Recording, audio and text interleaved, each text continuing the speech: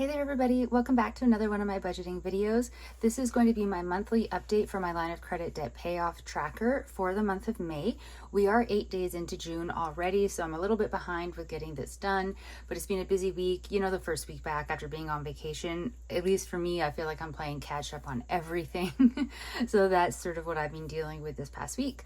But yeah, so let's just go through. I've actually already filled in all of the information, which is why it's covered up with this little book, because I made a couple mistakes the last 2 months in a row. So I just wanted to make sure I had everything correct and filled in before I started filming so that it wasn't you watching me make another mistake. So for May, the opening balance, that is not a surprise because it's the same as the closing balance from April. So $16,963.99, which I know is huge, but if you look at where we started in January, quite happy with this change. The closing balance, $16,445.47. The minimum monthly payment that I did in May was $339.24, or not that I did in May, but that I had in May. So my total paid off so far on my line of credit for the year 2025 is $2,797.87. Yay! I love seeing that number get bigger. Now I will go over the smaller piece of paper that I insert into my actual budgeting book that has more detailed information on it. This page, if you're new, I use this page as just a quick glancing at it if I ever feel my motivation for paying off my line of credit is waning, just to help remind myself of how much the numbers have changed in only 5 months. So, you know, I started in January with $19,243.34 for my opening balance. Now in May, $16,963.99. The closing balance every month is going down. The minimum monthly payment every month is going down. The total paid off every month is going up. So it's just a really nice, easy way, because I'm a very visual person, to take a quick glance and just see that all of the work I'm doing and all of the times I'm making payments onto this really is adding up, and it really is getting me somewhere. So the more detailed information, some of this will be duplicated. Like the beginning balance I filled in there and the end of the month balance is in there. So I made 3 payments in the month of May, technically May and June. So I had 3 paychecks in May, but by the time I did the budget for the 3rd paycheck, things processed in June. So I have made a payment the 5th of May of $219.64, and of the 20th of May, $219.64. So those right there made sure that I paid $100 over the required minimum monthly payment for the month of May. And my 3rd paycheck, I was just going to pay whatever amount I could afford to pay onto the line of credit. So it processed through technically on June the 2nd, but it did get counted in all of the main numbers when I pull up the PDF with the statement and everything for the line of credit. So that's great, because I was worried it would sort of get bumped into counting in June, which I mean is fine because it's all going to get, you know, it'll get counted at some point, but I did want it included in May, and it is there, even though it shows as going through the 2nd of June. That was a payment of $216.62, which I know is a weird number. If you're wondering why, you can look at the budget video that I did for my paycheck on June the 6th. Nope, not the 6th. Sorry, the end of May, the very last one I did in May. I don't have a good calendar in front of me right now. My last budgeting paycheck video explains why that's such a funny number. It was kind of an accident.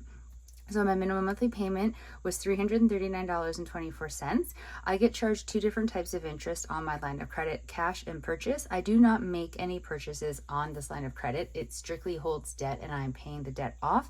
But regardless, that's how the interest shows up on there. So it charged me $76.51 in interest under the cash category and $38.77 under the purchase category. My disability premium is $22.10. The interest rate for May was, I think that means less than 8.40%. I'm never sure about those arrows. Math isn't my strong suit. And again, just a duplicate of how much I paid off so far, $2,797.87. So this one I put into my actual budgeting book. I do them at the end of every month. That way I have an easy point of reference when I'm actually sitting down and working in my budgeting book if I want to go back and look at them. Honestly, I haven't gone back and looked at them, but I do feel that it helps to give a more detailed record in the book about the budget and what's going on with the budget.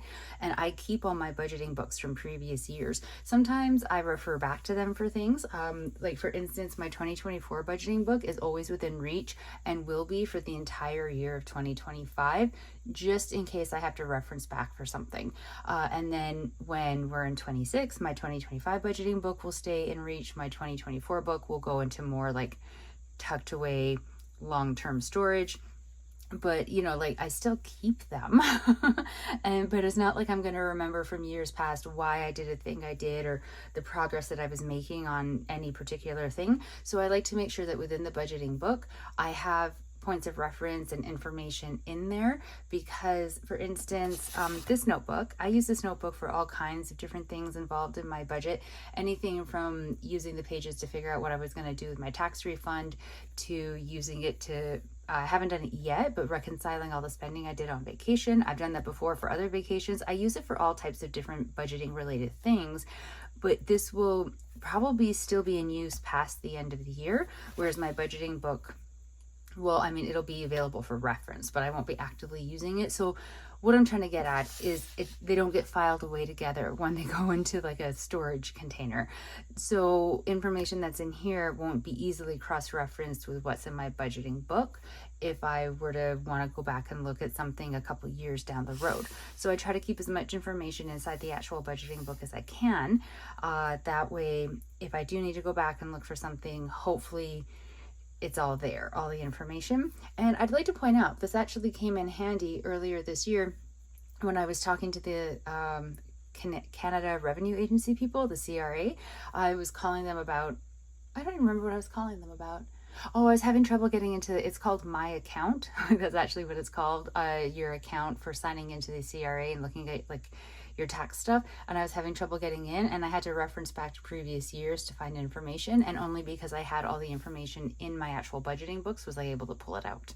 So sometimes it does come in handy. But anyways, that really got me off track from what this video is about. So this is how the debt is going so far with the line of credit. My payment speed, you might say, might take a little bit of a hit this coming month, just because I do need to get my credit card paid down from expenses from vacation, but I haven't reconciled it all yet. So like when I look at it, it gives me stress because the balance on there is much higher than what I was anticipating. But there are charges on there that are not related to vacation that I actually have to pull apart everything and really see. But I have been waiting for the visa to sort of, close at the end of the month of May so that all of the charges, I can see them all, because mine, they don't post not necessarily in any kind of chronological order. So say I purchase something on the credit card on Monday, and then I purchase something again on Wednesday, and then something again on Friday. You would think that they would go from pending to posted in order of the purchase made, but they don't. So the Friday one might show up as being like, yeah, this is posted, this is not pending anymore, it's all good. And so I would assume that anything previous to that has also stopped being pending and is now posted and showing on the visa statement.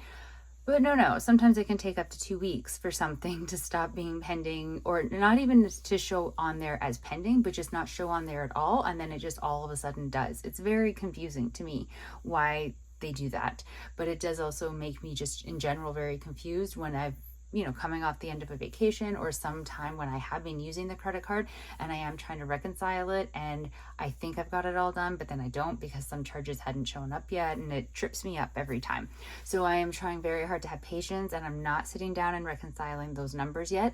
I'm giving it more time in the hopes that everything is actually on there. I feel with what the balance is showing now, probably everything is on there. So sometime this week, I hope to sit down and actually work on that.